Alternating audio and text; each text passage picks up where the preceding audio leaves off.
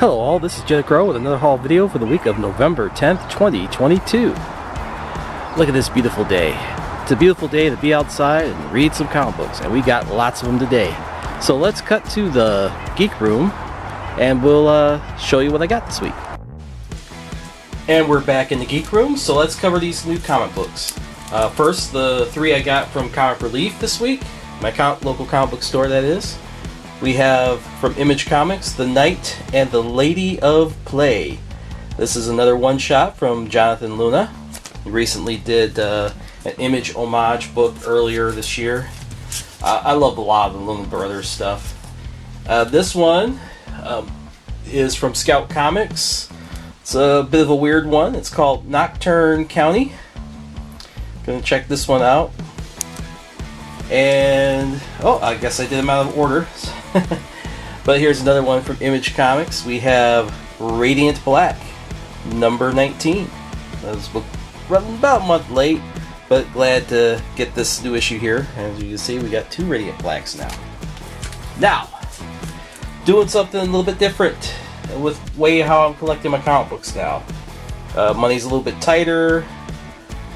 Big reason, had to get the roof done on my house this year, and that cut into the fund budget quite a bit. But I don't want to give up comic books entirely, so I'm getting like the books that I read right away, like Power Rangers, Walking Dead, the Maxiverse stuff, Red Sonja. I'll still be getting those through my local comic book store, but some of the stuff I let back up sometimes, that like my DC books, my Marvel books, some of the other stuff I get. I'm going to get them through a discount comic book service going forward. That's an online store. Right now they're taking pre-orders for books coming out in January of next year. But huge discounts. That's hence the name. Like that's usually like 40, sometimes even up to 60% off your pre-orders. So it's a lot cheaper, but you know, I still want to throw some money towards my local comic book store, you know, support local businesses. So that's the compromise I'm doing. But anyway, the books for October arrived earlier this week, and let's go ahead and go through them. I got a lot of them because it's a whole month's worth now. From DC Comics, we have Batman number 128. Nice and hot right there. One I was looking forward to checking out. We have Batman Incorporated number 1. Basically, I mean, it's got the other Batman of the World characters, but it's mainly a Ghost Maker series, so that's why I wanted to get this one. Then we have Batman vs. Robin number 2, part of that mini-series. We have Catwoman number 48. And we have Detective Comics number 1065. Then we have Fables number 156. This is the part 6 of 12 of the Black Forest story arc. We have Monkey Prince number 7, going toe-to-toe with Aquaman, or should that be tail to fin. Then we have Nightwing number 97. We have the Floronic Man here on the cover of Poison Ivy number 5. New miniseries. We have Punchline, the Gotham game number 1. I believe this is a 6-issue miniseries. Another miniseries here. This is Sword of Azrael number 3 of 6. And then wrapping up the DC books, we have Wonder Woman number 792. Moving on to Marvel, got quite a few of these as well. We have The Amazing Spider-Man number 11, Legacy number 905, with the Hobgoblin mask there. And we have The Amazing Spider-Man number 12, Legacy number 906. We have Moon Knight number 16. Brand new ongoing series. We have Spider-Man number 1. From Image Comics, we have Dark Ride #1. This is one of the variant covers. I actually like this one better than the regular cover. Basically like a carnival with a satanic twist. So there's a lot of evil. This came out just in time for Halloween. Looked interesting. I don't know if I'm going to continue it past this issue, but it was worth checking out. Then we have a one-shot. This is Hack Slash Hot Shorts. Hack Slash was a series that from a few years back that I used to read a lot. With Cassie Hack, that's her. She's like the daughter of a serial killer called the Lunch Lady, and she stops her mother, and then she goes out across the country and hunts down other serial killers, slashers. So, like your Jasons, your Michael Myers, your Freddy Kruegers, your Chuckies, all those type of characters. She hunts them down and takes them out. So she's like a slasher hunter. And this is a collection of short stories in this particular one shot. Another new series I was going to try out. This is Kaya #1. Looks like all ages, at least as far as the art style, but it's an image book, so that could be misleading. But it's like a fantasy series. Then we're continuing on with Rogues Gallery #4. From Broadsword Comics, we have the Halloween issue. Tarot, Witch of the Black Rose, #136, and we got the kind of grisly-looking Frankenstein skull there. Then moving on to Zenescope, we have Grimm Fairy Tales, #65, with 22 pages of content. Ooh. Then we have Grimm Fairy Tales 2022 Horror Pinup Special. Karis, kind of looking like Punchline there. But it's got 36 pages of content. And then we have Grimm Spotlight Cinderella versus the Tooth Fairy. With 32 pages of content. And in the Zenescope universe, Cinderella is a evil serial killer. So it's a villain versus villain story here. Then we got a big book here. This is Grimm Universe 2022 Halloween Special with 72 pages of content. That's actually impressive. I don't mean that sarcastically. Alright, let me set these comic books aside. I got another book. I got this one from Right Stuf. And it might be one that other people on the message board especially might be interested in.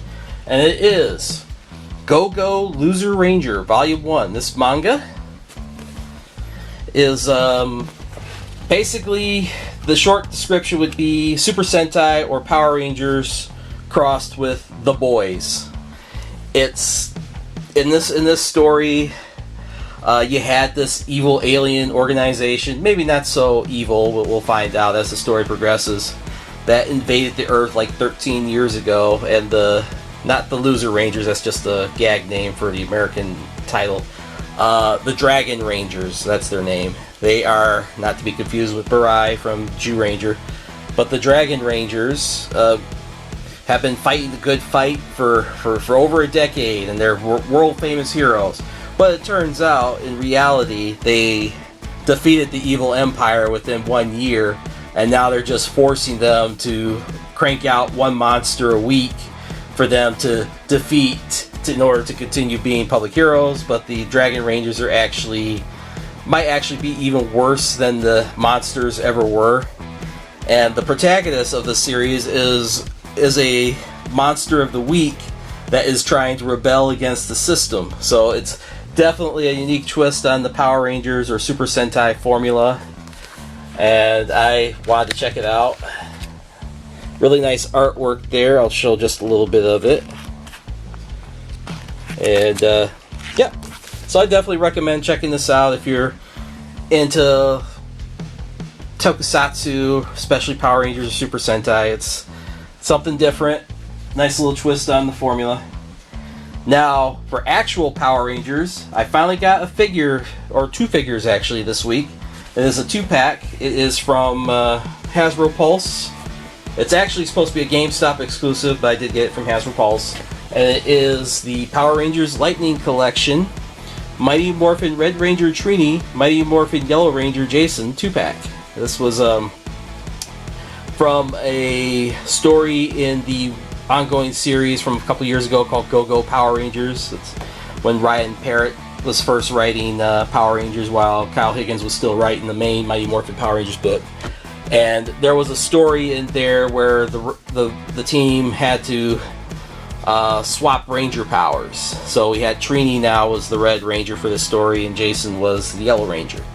So basically you got a female Red Ranger figure and you got a male Yellow Ranger figure, which the male Yellow Ranger figure works because that's could be considered like the Japanese Sentai footage version of the Yellow Ranger, which if you're a Power Rangers fan, you know the story there.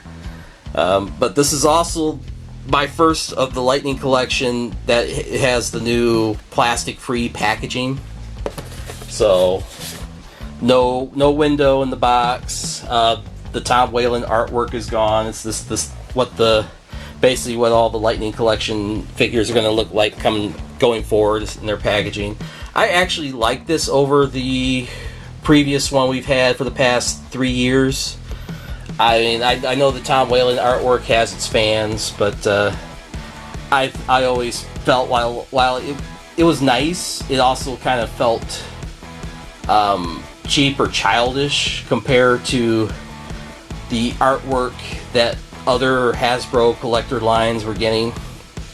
So this one is more, while some people will probably think it's more generic, and I can understand that, this is more what I'm looking for personally in my packaging. And I do like, even though it's windowless, so you can't actually see inside the box, they show basically all the accessories here, which I like that. So you got alternate heads, you got the Jason head, you got the power daggers. Looks like both Rangers have all three forms of the Blade Blaster. You got the power sword, you got the effects, so everything you would expect with this. I don't think there's any new parts in here really. I think no, I haven't opened this up yet, but no, it's not the new pinless bodies yet. I think the Wave 12 Black Ranger Adam figure is going to be the first Mighty Morphin figure to be pinless, but anywho, I'll be opening this up. It's a nice little novelty, and that's all there is to it. Okay, guys, that is all for this week. It's been the last. Next week is going to be a special birthday edition of the haul videos, because it will be my birthday next week. So we'll see what I get there. I kind of know what some of the stuff I might be getting, but I'm sure there's going to be surprises for both me and you. And I'm going to end this here because I'm losing my train of thought. So you guys, thank you for watching this video to the end. You guys have a great week, have a great weekend, and later.